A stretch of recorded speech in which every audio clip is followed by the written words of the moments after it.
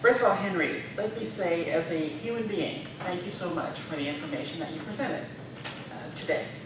Extremely relevant as we begin to touch it. It's something we all need to hear.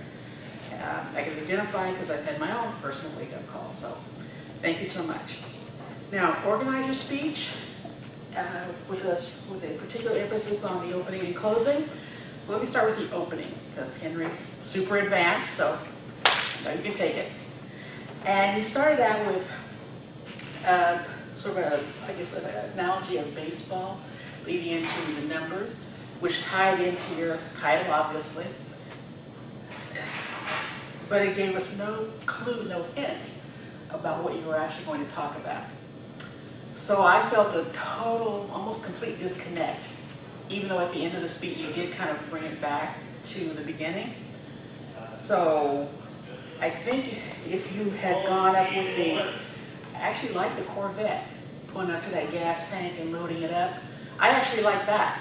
I thought that led more directly to the subject, because what you put in will determine how well the car runs. What we put into our body will determine how well it runs and how long it lasts. So I thought that would have been more effective as a grabber. You know, think of this hot red convertible, you know, maybe ragtop. Does 125 miles an hour if you put the right fuel in it. So I think something more like that would have just really snagged us. So that would be one thing. As far as the delivery goes, you tend to talk slow but the same pace. So maybe sometimes you can speed it up or raise your voice or something to emphasize a point. And you also have your go-to hand position, which is kind of this. Like, is that right? His hands are usually in sort of this position, and then you move from here. So now remember the gestures need to be like out here. So that would be a couple of areas for improvement. So once again, change the opening, keep the message strong.